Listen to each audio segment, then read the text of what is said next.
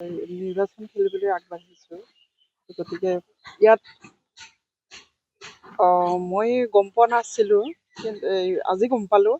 তাৰপিছত যেনিবা মোৰ এগেইনষ্টত দুটা পাৰ্টি আছে।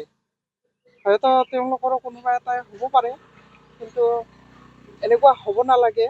যিটো হৈছে এইটো আমাৰ জাতীয় বিৰোধী, কাৰণ এই ইলেকশ্যনটোৰ ক্ষেত্ৰত আমাৰ জাতিৰ স্বাভিমান, জাতিৰ মান সন্মান, জাতিৰ ত্যাগ জড়িত হৈ আছে। আৰু এইটো আমি কেতিয়াও সহ্য নকৰোঁ, এইটো আমি গৰিহণা দিছোঁ। এই ক্ষেত্ৰত যিসকল দুৰ্বৃত্তই এই কামটো কৰিছে তেওঁলোকে শাস্তি পোৱা উচিত। অতি সোনকালে পুলিচ প্ৰশাসনে তেওঁলোকক ধৰি শাস্তি দিব লাগে, মই ইয়াকে বিচাৰিছোঁ। নিৰ্বাচন খেলিবলৈ আগবাঢ়িছোঁ। গতিকে ইয়াত মই গম পোৱা নাছিলোঁ, কিন্তু আজি গম পালোঁ। তাৰপিছত যেনিবা মোৰ এগেইনষ্টত দুটা পাৰ্টি আছে। হয়তো তেওঁলোকৰো কোনোবা এটাই হ'ব পাৰে, কিন্তু এনেকুৱা হ'ব নালাগে।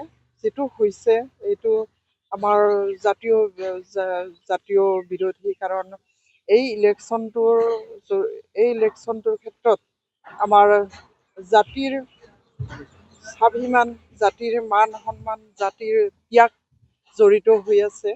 আৰু এইটো আমি কেতিয়াও সহ্য নকৰোঁ, এইটো আমি গৰিহণা দিছোঁ।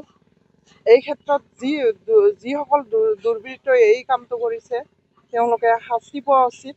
অতি সোনকালে পুলিচ প্ৰশাসনে তেওঁলোকক ধৰি শাস্তি দিব লাগে, মই ইয়াকে বিচাৰিছোঁ। নিৰ্বাচন খেলিবলৈ আগবাঢ়িছোঁ। গতিকে ইয়াত মই গম পোৱা নাছিলোঁ, কিন্তু আজি গম পালোঁ। তাৰপিছত যেনিবা মোৰ এগেইনষ্টত দুটা পাৰ্টি আছে। হয়তো তেওঁলোকৰো কোনোবা এটাই হ'ব পাৰে, কিন্তু এনেকুৱা হ'ব নালাগে।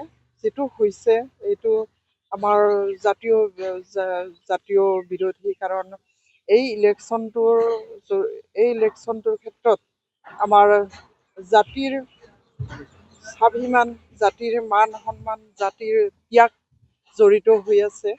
আৰু এইটো আমি কেতিয়াও সহ্য নকৰোঁ, এইটো আমি গৰিহণা দিছোঁ।